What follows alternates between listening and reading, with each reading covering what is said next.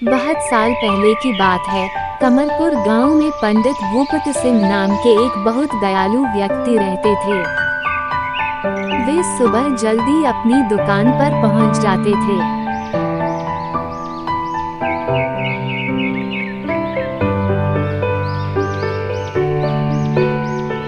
वे अपने समय और नियम के बहुत पाबंद थे। आज दुकान खोलने में उन्हें कुछ देर हो गई थी। वे जल्दी जल्दी दुकान पर जा रहे थे। अचानक उन्हें रास्ते में पड़ा हुआ 10 रुपए का एक नोट दिखाई दिया। आसपास कोई भी नहीं था। एक पल वे रुके और फिर नोट उठाकर अपनी जेब में रख लिया। फिर दुकान की तरफ चल पड़े।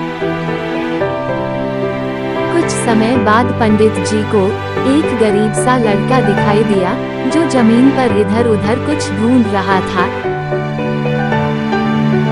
तभी पंडित जी ने लड़के से पूछा, बेटा क्या ढूंढ रहे हो? तभी लड़के ने उदास मन से कहा, मेरे कुछ रुपए खो गए हैं। पंडित जी ने अनजान सा बनते हुए पूछा, कैसे रुपए? तभी लड़के ने बोला, मेरी माँ बहुत बीमार है।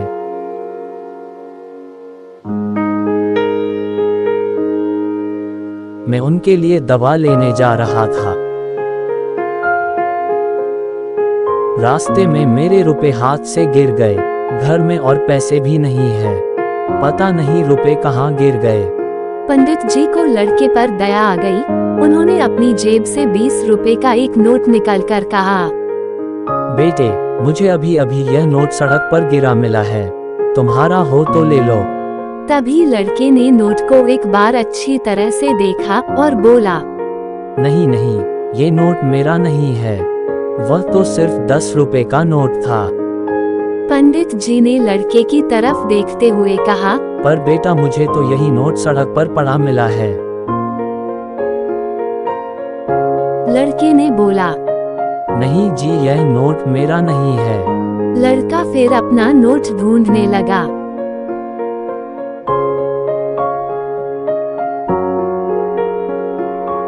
पंडित जी ने फिर से उसे टोका, अच्छा, यदि यह नोट तुम्हारा नहीं भी है तो भी ले लो।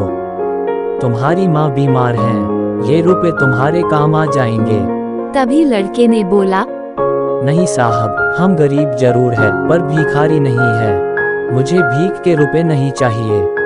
पंडित जी ने उसे सिर से पैर तक देखा और खुश होकर कहा, क्या नाम है तुम्हारा?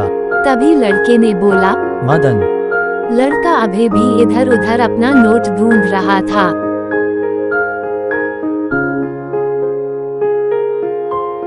अच्छा बेटा, अगर तुम रोज सुबह हमारी दुकान खोलकर हमारे आने से पहले तुम दुकान का सफाई कर दो तो हम तुम्हें रोज 10 रुपए देंगे। पर हमें सफाई अच्छी चाहिए।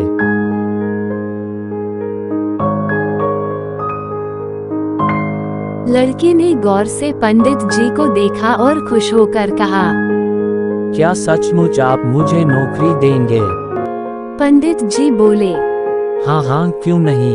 तुम एडवांस के रूप में ये 20 रुपए का नोट रख लो और 10 रुपए और ले लो। इसे अपनी ईमानदारी का पुरस्कार समझो। लड़के ने पंडित जी से दोनों नोट ले लिए और खुशी होता हुआ चल दिया।